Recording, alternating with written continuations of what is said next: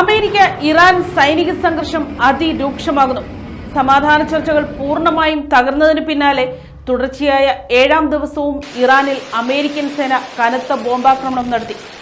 Qatar, Kuwait ഉൾപ്പെടെയുള്ള തങ്ങളുടെ സഖ്യരാജ്യങ്ങൾക്ക് നേരെ ഇറാൻ നടത്തിയ അതിശക്തമായ മിസൈൽ, ഡ്രോൺ ആക്രമണങ്ങൾക്ക് തിരിച്ചടിയായാണ് അമേരിക്കയുടെ ഈ നീക്കം. ദക്ഷിണ ഇറാനിലെ പാലങ്ങൾ തകർത്തതോടെ ഹോർമുസ് കടലിടുക്കിന് സമീപമുള്ള ഇറാന്റെ സൈനിക വിന്യാസം വലിയ പ്രതിസന്ധിയിലായി. അമേരിക്കയും ഇറാനും തമ്മിലുള്ള നയതന്ത്ര ചർച്ചകൾ പൂർണ്ണമായും പരാജയപ്പെട്ടതോടെ പശ്ചിമേഷ്യ വീണ്ടും ഒരു സമ്പൂർണ്ണ യുദ്ധത്തിന്റെ വക്കിലെത്തിയിരിക്കുകയാണ്.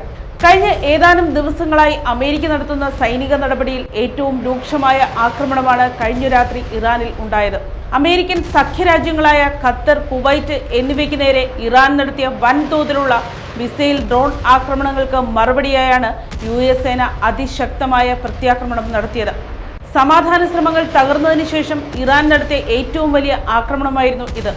അമേരിക്കയുടെ തുടർച്ചയായ ബോംബാക്രമണം ഇറാന്റെ സൈനിക വിന്യാസത്തെയും ലോജിസ്റ്റിക് സംവിധാനങ്ങളെയും സാരമായി ബാധിച്ചിട്ടുണ്ട്.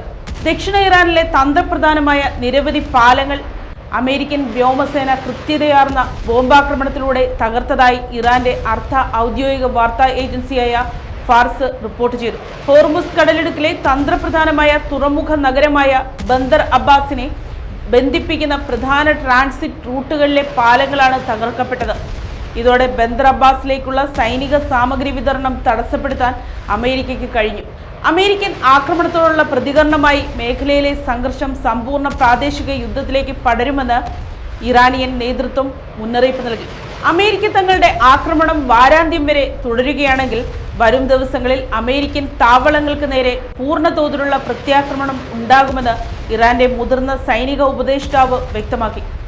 ഹോർമുസ് കടലിടുക്കിന് സമീപമുള്ള ഇറാന്റെ നിരീക്ഷണ ഗോപുരം അമേരിക്ക തകർത്തതിന് പിന്നാലെ അയൽ ഗൾഫ് രാജ്യങ്ങളിലെ പ്രധാന വാണിജ്യ തുറമുഖങ്ങൾക്ക് നേരെ ആക്രമണം നടത്തുമെന്നും ഇറാൻ ഭീഷണി മുഴക്കിയിട്ടുണ്ട്. News desk, Kottarakkara media.